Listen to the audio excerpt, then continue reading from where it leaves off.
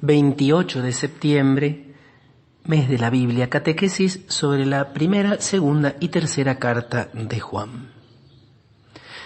Nos encontramos frente al autor, después de San Pablo, más prolífico de todo el Nuevo Testamento y de toda la Biblia.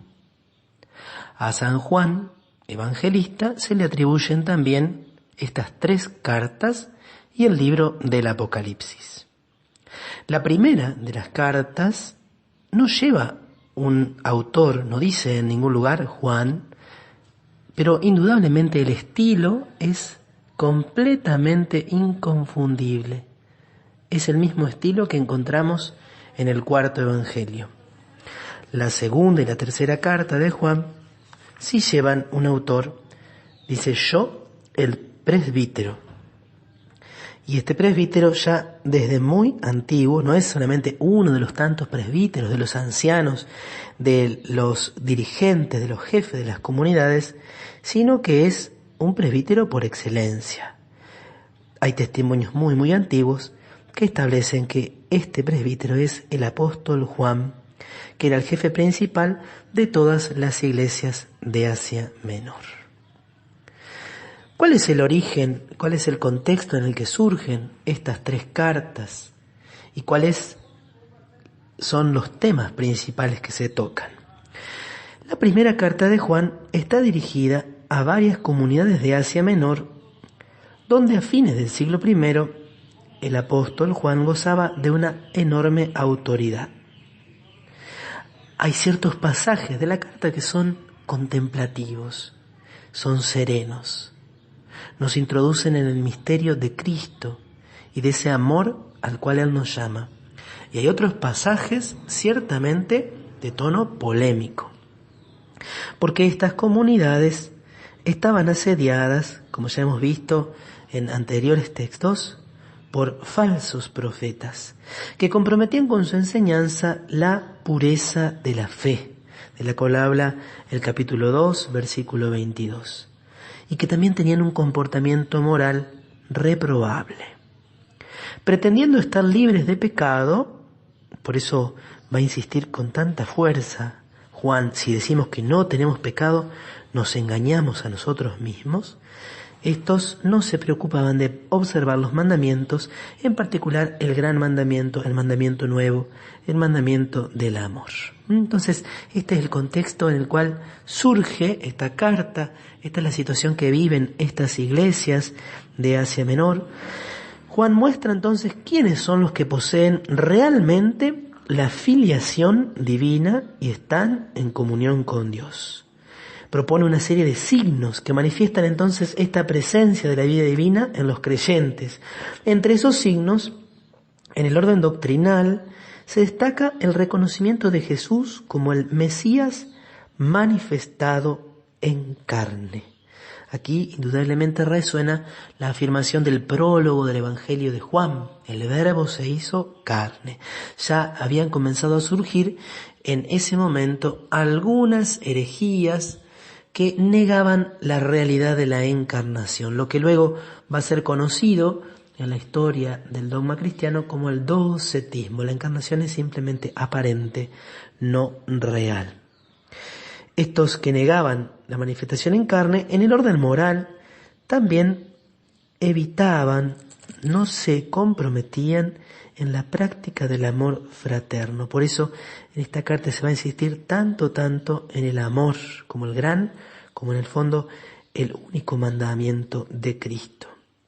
El auténtico creyente para Juan es el que ama a su hermano.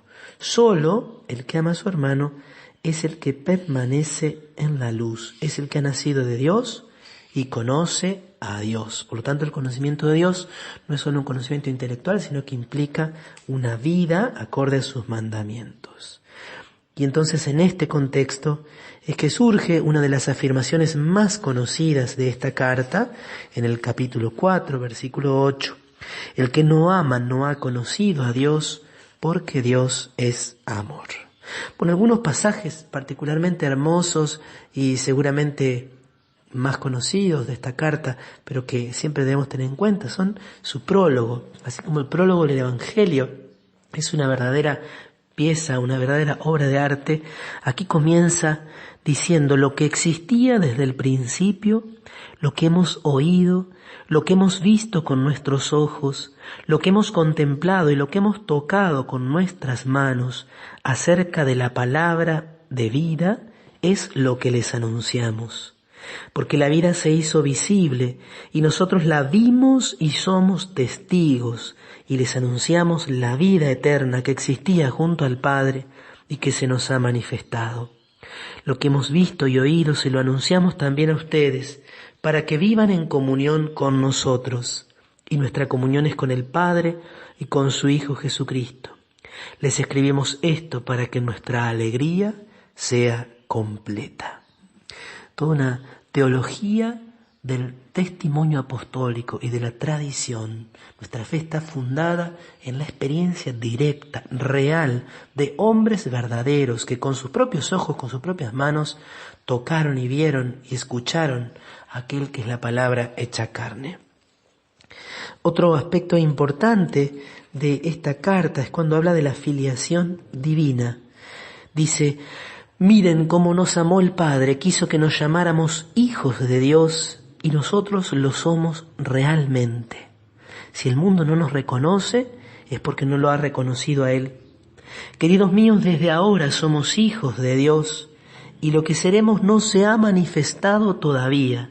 Sabemos que cuando se manifieste, seremos semejantes a Él, porque lo veremos tal cual es. Capítulo 3, versículo 1 al 2. La filiación divina que se revelará plenamente cuando se manifieste Jesucristo.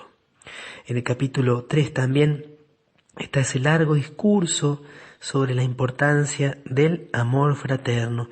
En el capítulo 4 se nos habla de la plenitud del amor que expulsa en nosotros el temor. Y en el capítulo 5 hay un tema clásico, y es esta unión entre la fe y el amor. Hemos visto ya en las cartas de Pablo, en las cartas de Santiago, cómo había diferentes acentos. Pablo insiste mucho en la justificación por la fe. Santiago insiste en la necesidad de que esa fe dé frutos de caridad. Juan presenta una síntesis, diciéndonos que la señal de que está Dios en nosotros, de que ha nacido de Dios, y nuestra fe es que Jesús nos salva y que su amor se manifiesta en nosotros. La segunda carta es un texto muy breve, no tiene capítulos, tiene tan solo 13 versículos, está dirigida por el presbítero a la comunidad elegida. Se supone que es también una comunidad de Asia Menor. Habla también del mandamiento del amor, de los anticristos. También en la primera carta se habla de los anticristos. Son el seductor, son aquellos falsos maestros que niegan a Jesucristo manifestado en carne. Y en la tercera carta de Juan, esta sí tiene un destinatario preciso, es su querido hermano Gayo, a quien amo de verdad. Se hace un elogio de este discípulo, se acusa también al jefe de esa comunidad llamado Diótrefes, que tenía esta aspiración de ocupar el primer puesto y que no reconocía la autoridad de Juan. Y por último se hace un elogio de Demetrio. Nos quedamos con una pequeña frasecita que nos puede servir a todos nosotros. Dice Juan en esa tercera carta, refiriéndose a Diótrefes: querido hermano, no imites lo malo, sino lo bueno.